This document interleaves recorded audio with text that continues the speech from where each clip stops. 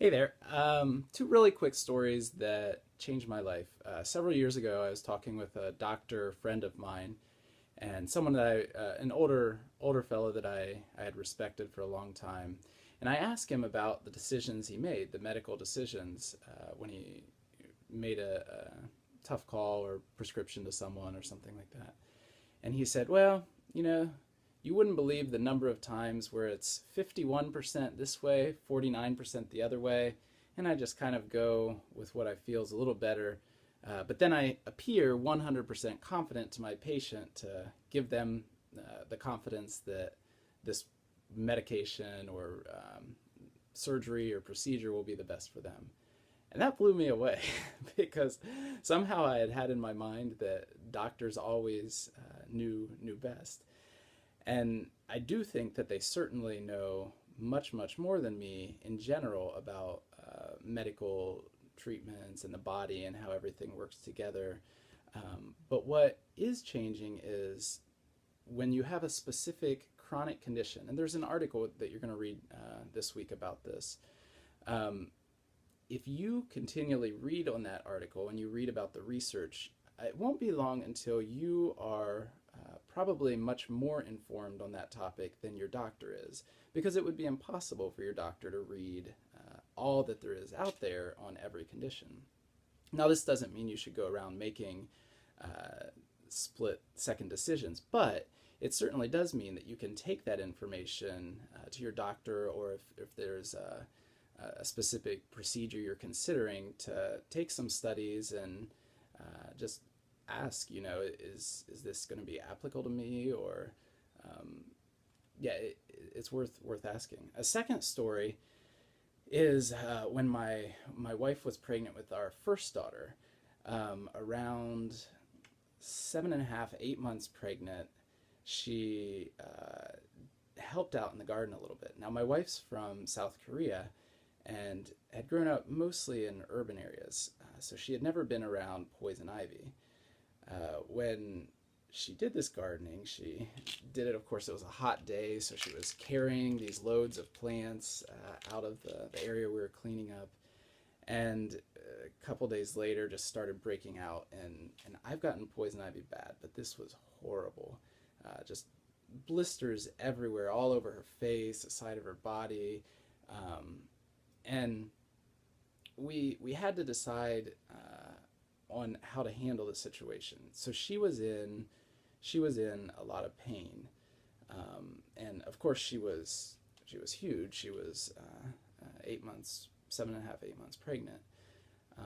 So we had a couple courses of action. One was medicine that would treat the poison ivy, but that was also had shown to be potentially dangerous to fetuses. Um, and so you can imagine with our firstborn, but with any child, you don't want to take that risk. Um, on the other hand, there was one that kind of numbed the pain but didn't harm the baby too much, and one that calamine lotion or things like that were fairly safe for the child, but didn't do a lot to help my wife. So I had to read a lot of research studies. I didn't necessarily trust the doctor because I knew he had a reputation just prescribing the strongest thing out there, um, and read a lot of the evidence there to try to get a sense of, because ultimately I can't blame the doctor, I can't blame the hospital when a decision is made and say we would have lost the child, or luckily we didn't, but that that responsibility is mine. I can't blame someone else for making the best informed decision that they had without necessarily knowing all the evidence, when I could spend time researching that issue more in depth, which is what I did. So those two situations kind of showed me the value of, yeah, you can rely on what other people tell you. Certainly, anecdotal from a doctor would be better than from necessarily a friend or something that you just read on a blog. And there is also a point where anecdotal evidence, so story evidence, or hearing my friend of a friend, this happened to them, so there is a role for that. And that's one of the things I want to bring out in this week. I want to stress the point that data driven decisions tend to be more reliable if when done right. But I don't want to take the view that is sometimes conveyed in statistics classes that anecdotes aren't valuable, because a lot of times they are, and a lot of times if it's a close person you're hearing the anecdote from, they may have a lot more in common with you than people in the sample do in the statistical study.